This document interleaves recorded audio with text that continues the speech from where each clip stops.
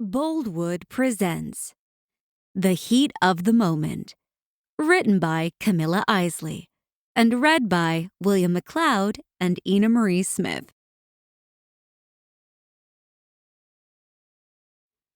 Chapter 1. Lily. The toaster emits a death rattle and spews a plume of smoke while the morning news hums chipper lies about the day's upward momentum.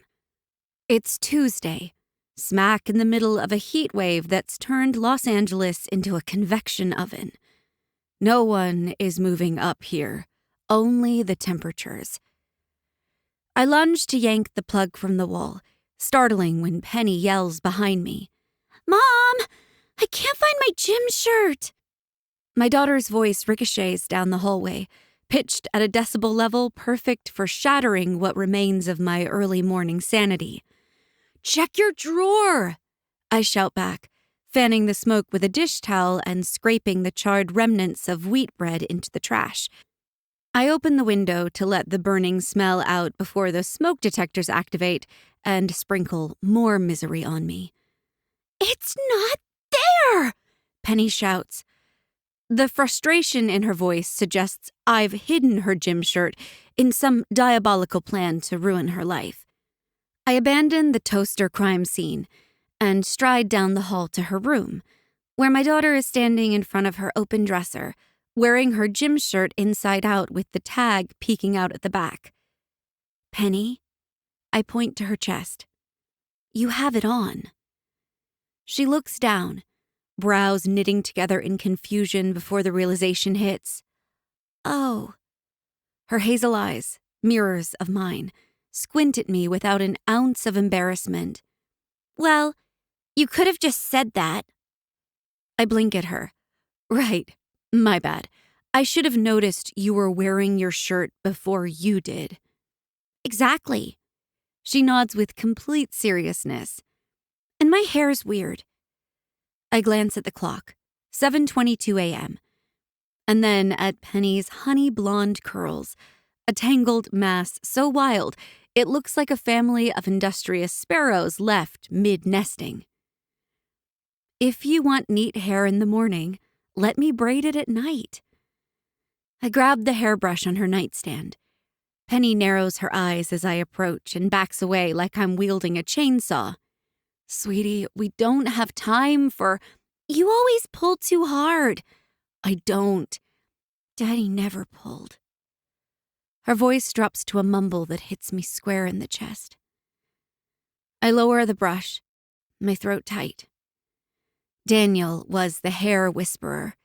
He could detangle even the most stubborn knots without a single complaint.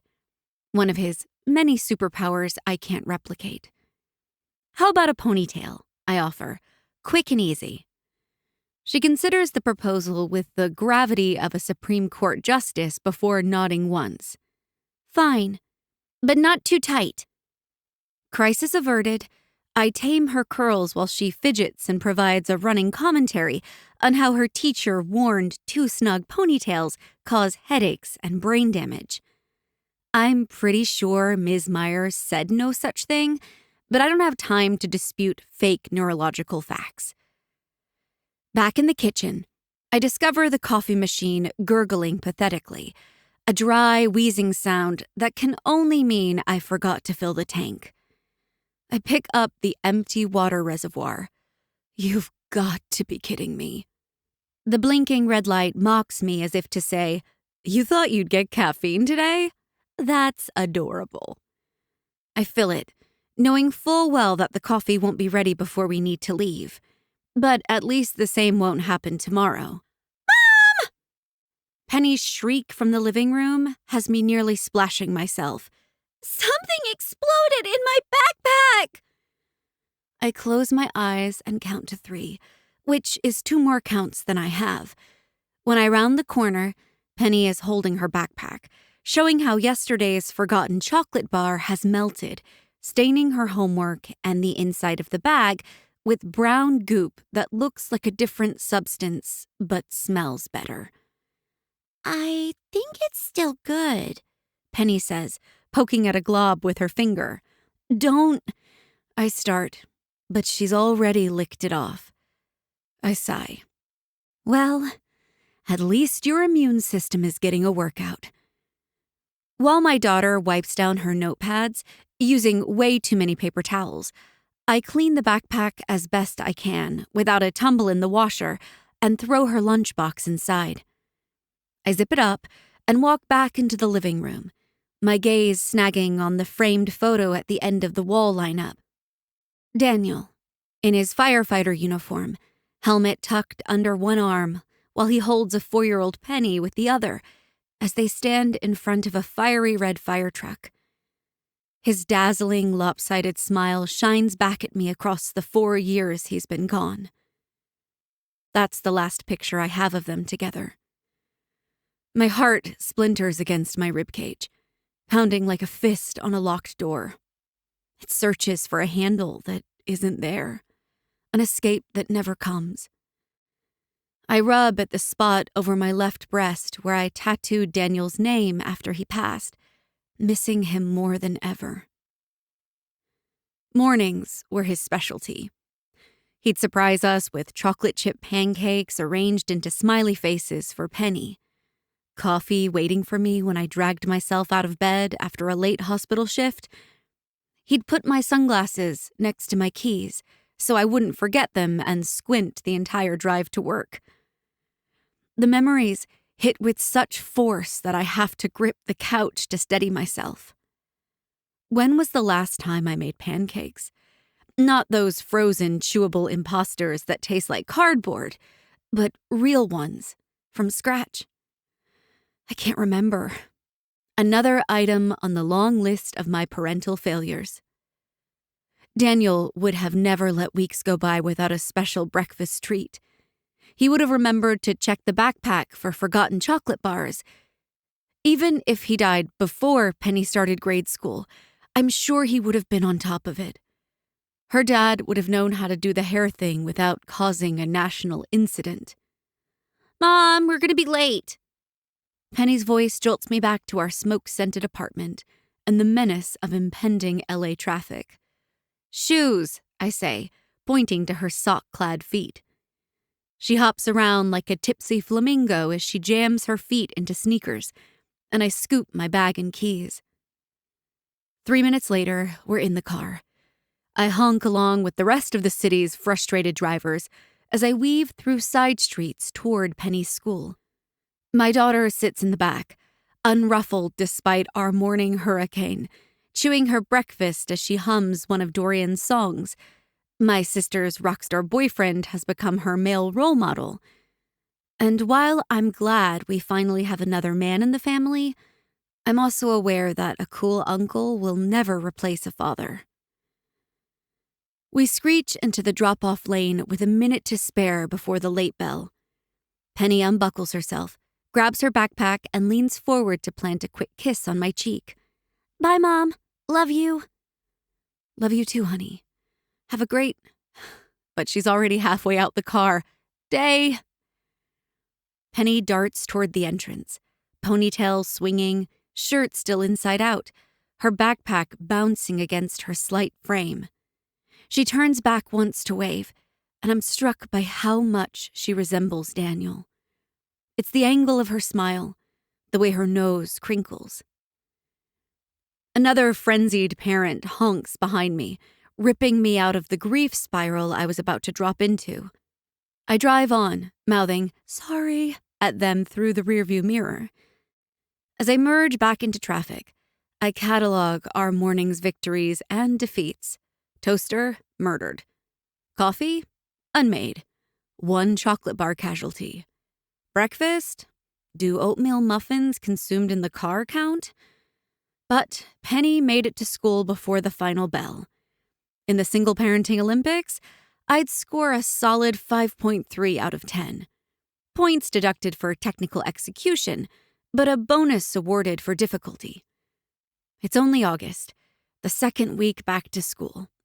We'll get the hang of it. By the time I make it to the hospital 20 minutes later, I've stopped at a drive-thru for the saddest excuse for coffee known to humankind and transitioned into work mode. The moment I step through the staff entrance of the ER, I'm no longer struggling single mom Lily. I'm practicing Nurse Finnigan, competent, unshakable, if not a little bleary-eyed, but nothing quality caffeine can't fix. "Morning, Lily," our triage nurse calls as I stride toward the locker room. "We saved you the good stethoscope." "You're a saint, Mark," I reply, looping it around my neck. "What's the damage today?" "2 broken bones, 1 stomach bug with impressive projectile capabilities, and a guy with severe hemorrhoids." "Please tell me the rectal exam is already assigned." Mark winks. "Gave it to Dr. Maddox." I beam back because nurses have long memories, and nothing screams payback more than assigning bodily extractions to residents who treat us like waitstaff. The morning passes in the choreographed madness that defines emergency medicine, the kind of entropy I'm good at, unlike the domestic variety. Blood, I can deal with. Vomit? No problem. Hypochondriacs convinced their seasonal allergies are bubonic plague? Piece of cake. It's the emotional stuff, the photos of dead husbands and the guilt about pancakes, that leaves me floundering. During my lunch break, I find a quiet corner in the cafeteria and call Josie to confirm Penny's weekend plans. My sister answers on the 3rd ring. "If you're calling to make sure Auntie JoJo's special babysitting services are a go, the answer is yes. Dorian's planning a movie night with enough sweets to ensure she never sleeps again." "Hello to you too," I reply, unwrapping my turkey sandwich. "I won't say a word about the excess sugar, but don't come crying when she's duct taping you to the couch." "I'll take tape over unfiltered child honesty any day. Dorian's still recovering from her last review." "Why?" "Penny was singing his new song in the car this morning." "Really?" Josie snorts. "She told Dorian his new album is trying too hard to be edgy, and then asked if he was having a midlife crisis." I choke on my sandwich. "She did not." "Oh, she did. He promised he'll have her approve the lyrics of his next song." The mental image of my 8-year-old daughter critiquing the world's biggest rock star makes me smile for the first time today. Can't wait to hear it. Anyway, yes, we're still on for this weekend. Penny can swim in Dorian's obscenely large pool and judge his musical choices to her heart's content. "You're sure it's not too much? I know you guys probably prefer alone time and you've been traveling." "Lily," Josie interrupts, "we want her here. Dorian adores her, and I miss my favorite niece." "She's your only niece." "Semantics. Plus, you need a break. When was the last thing you did just for you?" I open my mouth to answer and realize I have nothing. Going to the grocery store alone doesn't count, does it? "That's what I thought," Josie says into my silence. "I'll pick her up Friday after school. You go home. Take a bath with those fancy salt bombs I got you for Christmas that are probably still in their wrapper, and maybe consider talking to an adult who isn't bleeding or related to you." "I talk to adults," I protest weakly. "Uh-huh. Name the last non-work, non-family conversation you had." I had a stimulating discussion about rising milk prices with the cashier at Trader Joe's yesterday." I rest my case. Josie sighs. "Look, I gotta go.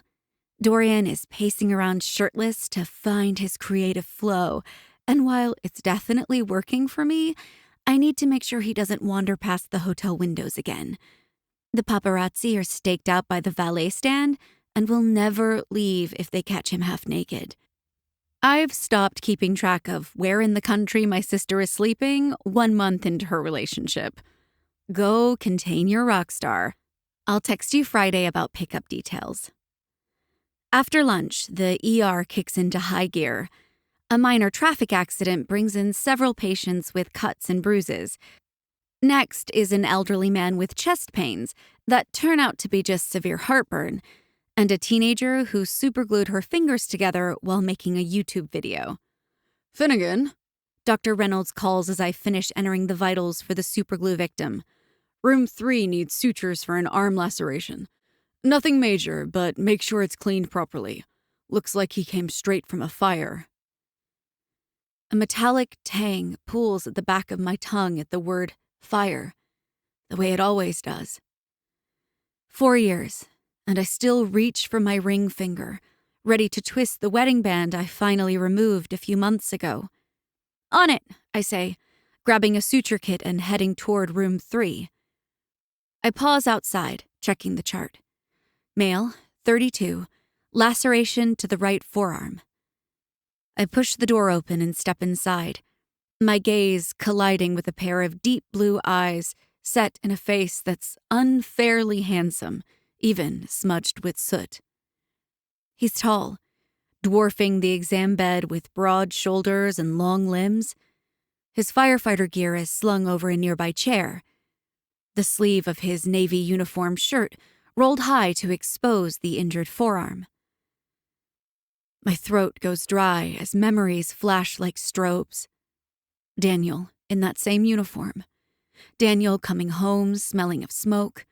The way he'd kiss me before he did anything else. His helmet on top of his casket. But this isn't my husband. This man's hair is lighter, his jaw more angular, and his eyes are not the rich brown of spiced rum. And yet the uniform, the smoke tang that clings to him, and the way he holds himself with that understated confidence that's standard issue for firefighters are so familiar. My heart crashes and burns. But as I steal another glance at him, it's not the sharp reminder of my loss that blindsides me. It's the unexpected jolt of attraction that zips through me. It's insignificant, like getting zapped after touching the wrong metal surface. My body responds to him before my brain can intervene, and for a breathless moment, I'm just a woman looking at an attractive man. Then a cold, suffocating wave of guilt crashes over me. How dare I feel attraction? How dare my body betray Daniel's memory? The rational part of my brain knows it's been a long time, that Daniel would want me to move on. But reason has never been a match for my grief. I set my lips in a thin line and slam the door on whatever inappropriate physical response I'm having. I straighten my spine as I shift into the clinical, detached mode, untainted by emotion, that best serves my patient.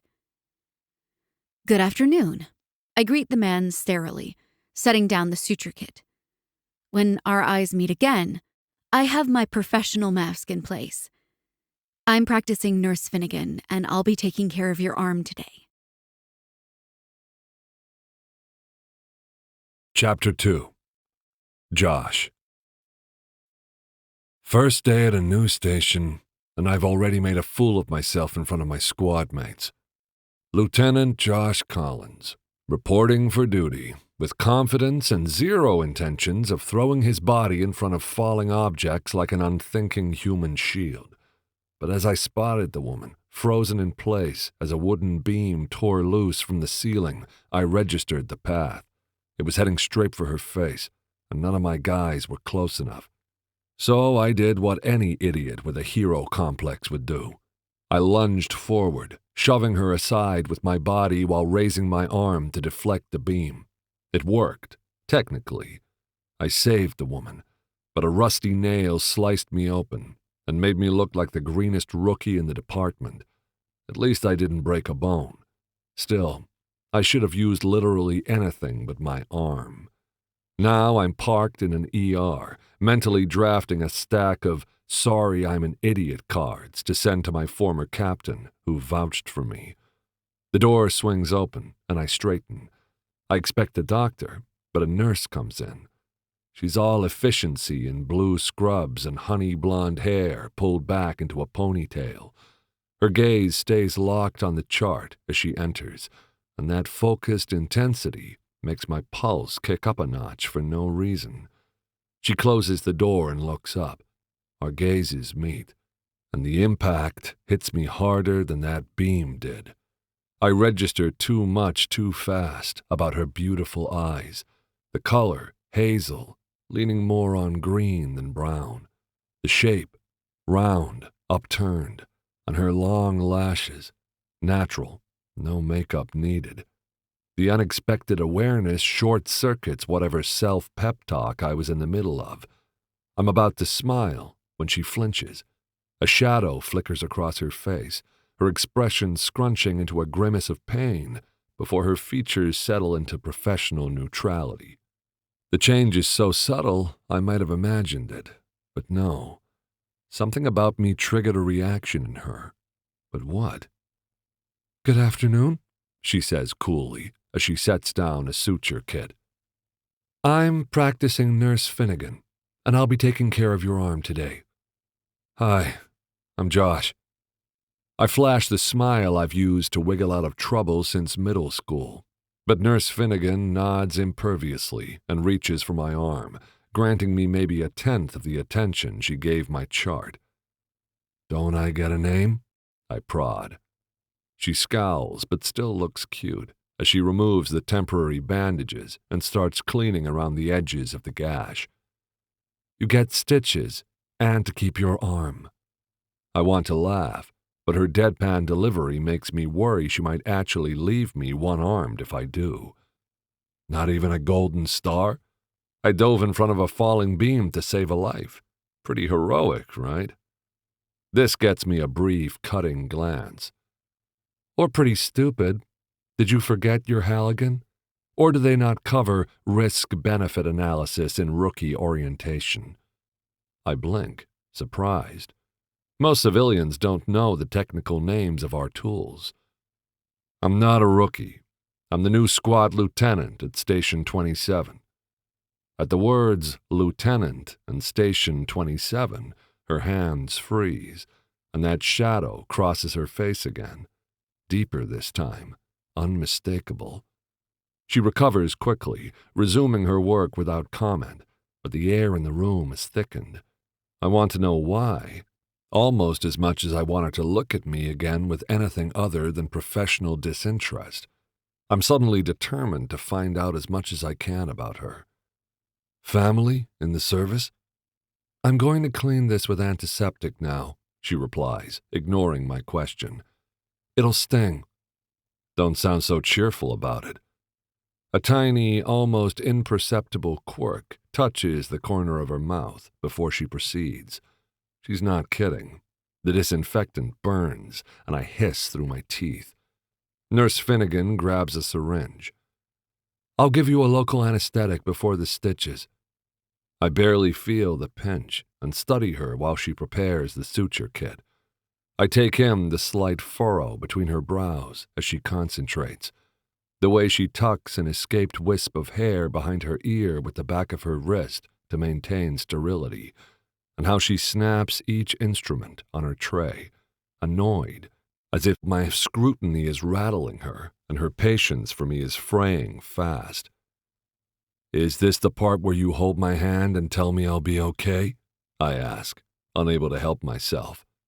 Her eyes flick up to mine, and I catch a glimpse of genuine amusement before she stamps it out. "No, this is the part where I stick a needle in you and hope you don't cry." I press a hand to my chest in mock offense. I haven't cried since I mistook wasabi for guacamole at a party. Her lips twitch again. "Tragic," she deadpans, testing the numbed area with a small poke. "Feel that?" "Only emotionally," I reply. "If I pass out, please lie to my squad mates and say I was brave." "If you were unconscious, I could do my job in peace." Another jab, but with less bite. She's warming up to me. "Hey, unfair. What if I was being conversational because I'm afraid of needles?" She remains unmoved. "Life's not fair. Now hold still, unless you want a scar shaped like the state of Texas." I mime zipping my lips, watching her as she works. Her hands move with precision, the needle dipping in and out of my skin in a neat, even pattern. I know she feels my gaze on her from the flush that creeps up her neck, almost definitely annoyance, but a guy can hope. I should look away, but I can't. Almost done, she says after a while, making me wish the cut was deeper and needed more stitches. The good news is, with proper care, this shouldn't leave much of a scar. And the bad news? You'll have to find a different way to impress women. I bark out a surprised laugh. Aha, you admit my heroics were impressive. She gives me a look that could freeze lava. You need a tetanus shot. Will it hurt? Sorry, we only offer popsicles to patients under 10. What if I'm really, really brave? She ignores me again, finishes the last stitch, and snips the thread with a decisive click. There, I'll dress it now, then give you the shot. She applies an antibiotic ointment and covers the wound with gauze and tape. Even with the anesthetics and plastic gloves between us, my skin tingles every time she grazes it, and despite her clear desire to be rid of me, her touch is gentle. She discards her gloves and washes her hands. Lower your collar over your shoulder, she says, holding another syringe. I obediently offer my uninjured side, flexing slightly, not that I'm showing off or anything. If her eye roll is any sign, she's not impressed. The needle slides in with minimal effort, and I raise my eyebrows in surprise. Didn't feel a thing. Without comment, she disposes of the syringe and makes a note in my chart. Any chance I could get your first name? At her glare, I quickly add, for my thank you card. You're free to go, Mr. Collins. Come back in 8 days to remove the stitches. She brushes me off for the 3rd time. Keep the wound clean and dry. Change the dressing daily. No swimming, no heavy lifting with that arm for at least a week. Cover it with plastic wrap when you shower. If you see redness, swelling, or pus, get it checked right away. She delivers these instructions already halfway to the exit with the rapid-fire efficiency of someone who's said them 1,000 times, and concludes with a dry, "Goodbye." "Thank you," I call after her, but she's gone, disappearing past the door faster than a mouse escaping a closing trap. I sit staring at the space she occupied, feeling oddly bereft. Then I shake it off, grab my gear, and head to the lobby, where Martinez, Diaz, and Brett from my squad are waiting. "All patched up, Lieutenant?" Martinez asks, standing as I approach. "Good as new," I confirm, showing off my bandaged arm. "Hey, do you know anything about the nurse who stitched me up? Finnigan?" My mates exchange a stare I can't decipher. "Lily Finnigan?" Diaz asks, his expression serious. I didn't get a first name, I admit. Blonde, hazel eyes. Could intimidate a charging bull with a look. "That's her," Brett nods.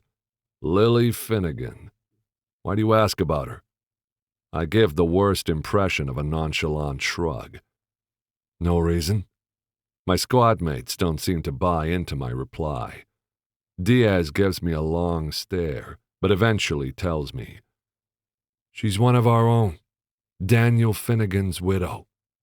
The name rings a bell. He was the lieutenant before last, killed in a warehouse fire 4 years ago. The story came up during my onboarding, spoken with the reverent tone reserved for fallen brothers. "They've got a little girl, too," Diaz adds, lowering his voice. Her reaction makes perfect sense now.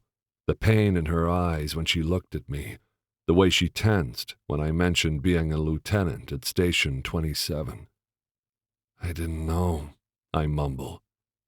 "She's good people," Martinez says as we head toward the exit. "But she's been through hell."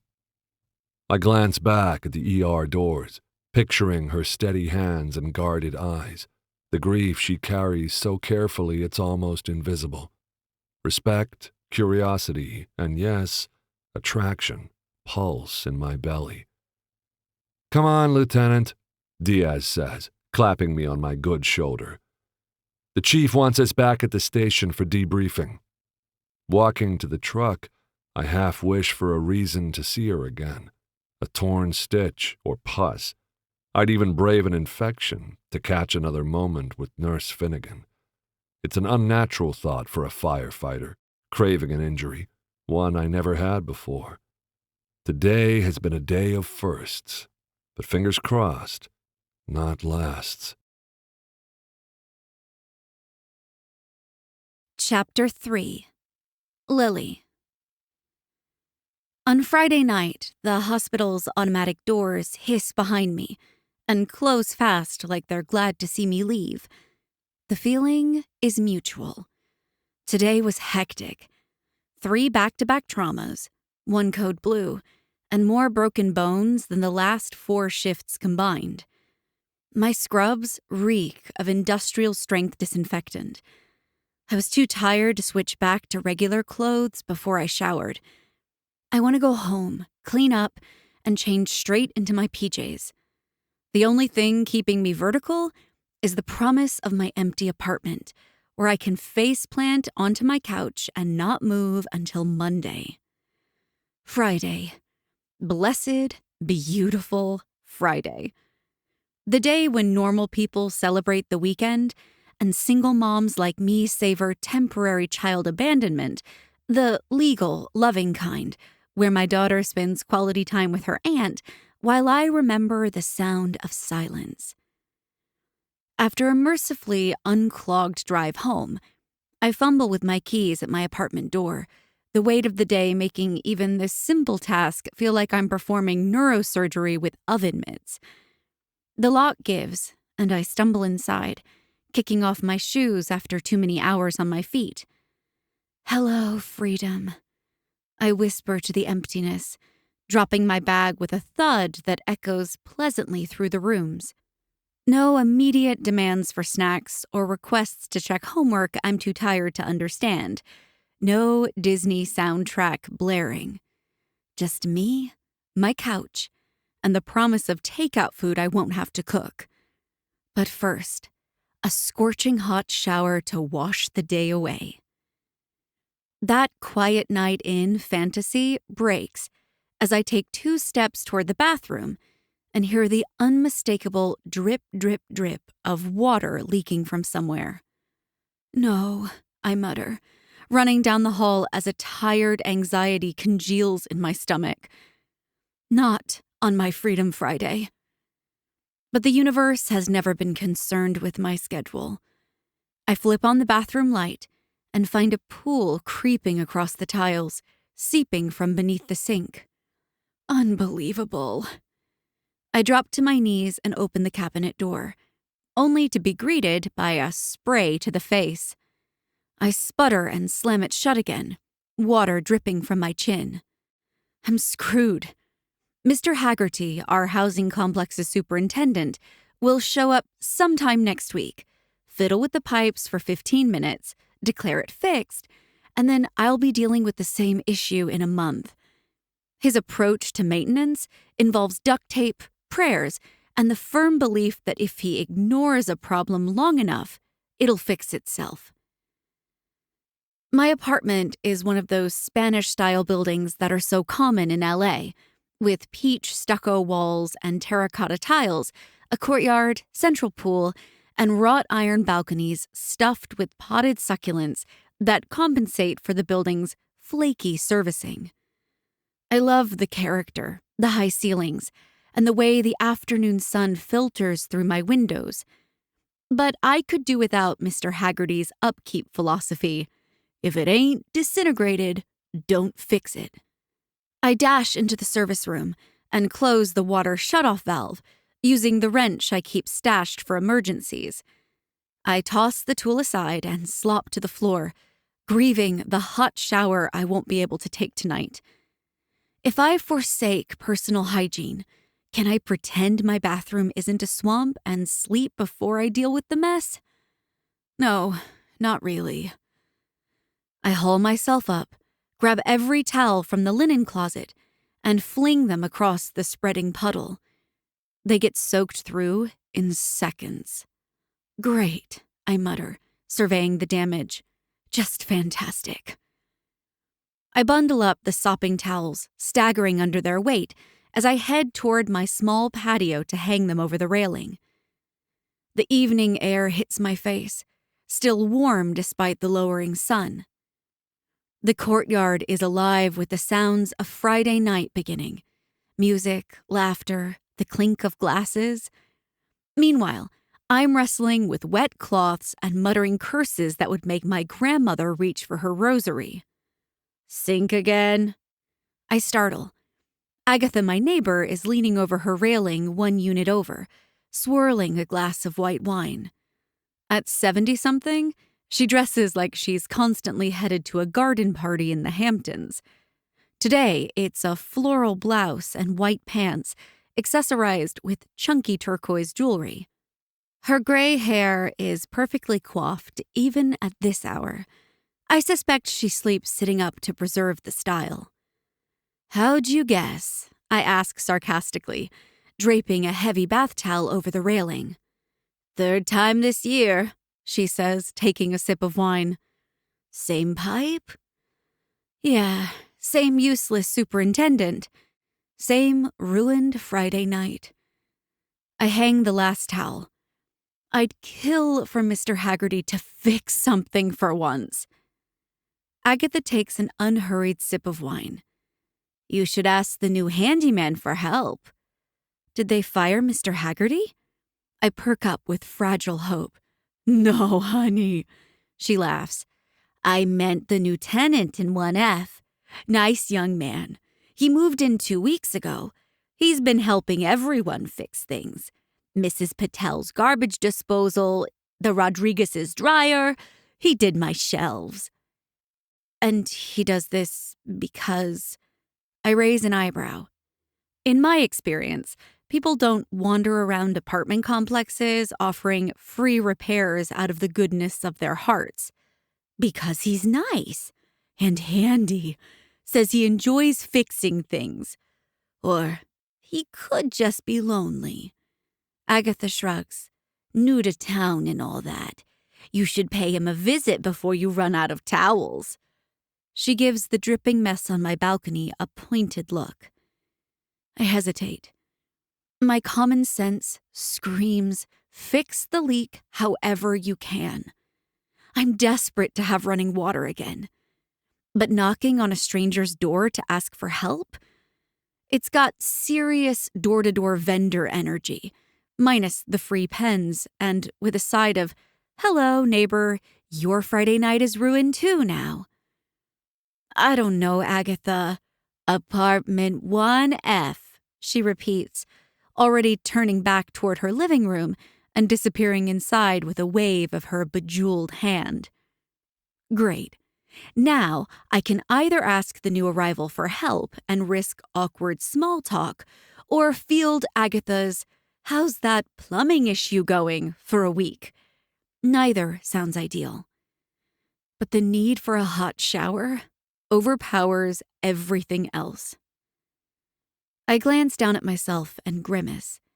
My scrubs are wrinkled and stained with who knows what from my shift, and my hair is a damp disaster from the sink spray. My sneakers squelch when I lift a foot. Not exactly a Stepford wife introducing herself to a new neighbor with a basket of freshly baked muffins. I'll traumatize the poor man, no matter how nice he is. But the thought of spending my precious free weekend with a broken sink and no running water propels me down the patio stairs and around to the south side of the complex. Apartment 1F is tucked in a corner, the unit identical to all the others, except for the brand new welcome mat and a pair of large boots lined up by the entrance. I fill my lungs, summon my best neighborly smile, and knock before I can talk myself out of it. I'm coming, a deep voice calls. Footsteps echo nearer. The door swings open, and my mind goes blank. Standing before me is a 6-foot-something wall of bare, muscled chest, topped by a familiar face. It's Josh Collins, the firefighter from the ER 3 days ago, wearing only black basketball shorts riding low on his hips and the bandage on his arm. His light brown hair is damp, either from a workout or from recently enjoying the benefits of functioning plumbing. My mouth goes dry as my gaze drops to his chest again. He doesn't seem sweaty. Guess I caught him fresh out of the shower.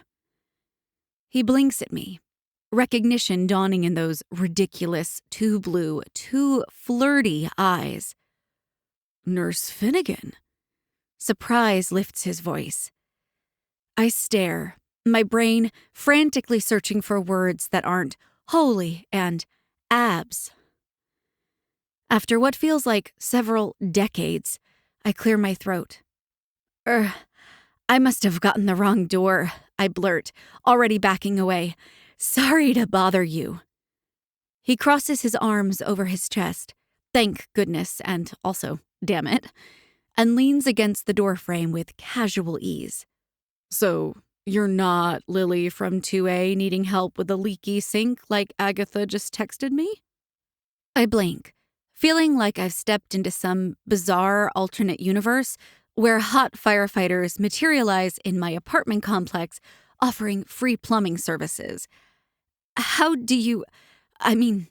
yes, that's me, but... Small world, huh? He grins, and it transforms his entire face to maximum boyish charm. And I finally got your name. Lily. The way my name rolls off his tongue is downright obscene. I gape at him, still unable to form a coherent sentence. Something about the combination of his half-naked state and the utter unlikelihood of this coincidence has fried my ability to act normal. He sighs dramatically, but his eyes are still smiling. Let me put on a shirt, grab my toolbox, and I'll come check your sink. Give me 2 minutes. That's unnecessary, I finally manage. I can call the superintendent. You know how much good that'll do, he interrupts, his tone gently mocking. Is there a reason you don't want my help? I promise I plumb better than I dodge falling beams. How do I answer without dumping my entire tragic life story on him?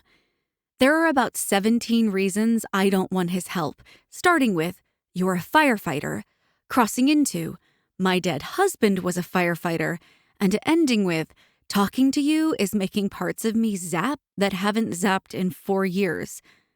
But none of them are appropriate to vomit onto a near stranger. When I don't answer, he lifts an arm and dramatically sniffs his armpit. Is it the smell? I just showered, but I can do another pass with the soap if that's the issue. It's not the smell, I admit, fighting against the smile tugging at my lips. It's the excessive charm. His face breaks into a wide, goofy grin that does nothing to help my current predicament. I'll dial it down, Nurse Finnigan. You can give me a few pointers on how to perma-scowl. I don't scowl. Right, he says, drawing out the word. And I don't have a hero complex. Wait here. I'll grab my stuff.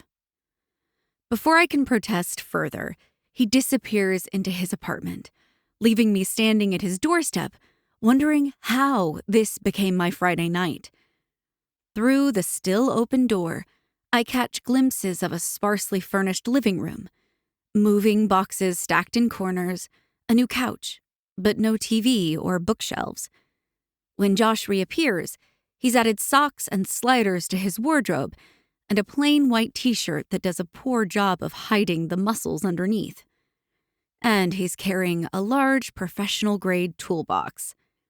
Lead the way, he says, gesturing grandly, like we're heading to a royal ball instead of my water-damaged bathroom. He's still channeling full Prince plumbing energy, but I'm not in a position to complain. Beggars can't be choosers. As we walk side by side, I can also confirm that he doesn't have a body odor problem. In fact, he smells downright edible. A mix of soap, clean laundry, a hint of coconut, and something crisp. Temptation, trouble, bad decisions waiting to happen. He probably has all three bottled in his aftershave. What cosmic entity did I piss off to deserve this? 4 years of emotional numbness, of focusing on Penny and work, of barely noticing men. And now, the universe delivers the one type of man guaranteed to trigger my baggage. A firefighter with a hero complex and a smile that makes me feel like I'm free falling without a parachute. And he lives in my building with a toolbox and those abs. Someone up there is laughing at me. Chapter 4. Josh. Be cool, be normal. Whatever you do, don't scare off the pretty nurse who's hopping in front of you like a spooked rabbit. The most unexpected gift just dropped in my lap. The beautiful, sharp-tongued woman who stitched up my arm 3 days ago is my neighbor, and she needs my help. By the way she's glancing back at me every few seconds with those wide hazel eyes, tells me one wrong move and she'll bolt. I follow Lily up the exterior stairs, keeping a respectful distance behind her as we climb to the second floor. She still hasn't changed out of her scrubs, and her honey blonde hair has escaped its ponytail in places, curling around her face in damp tendrils.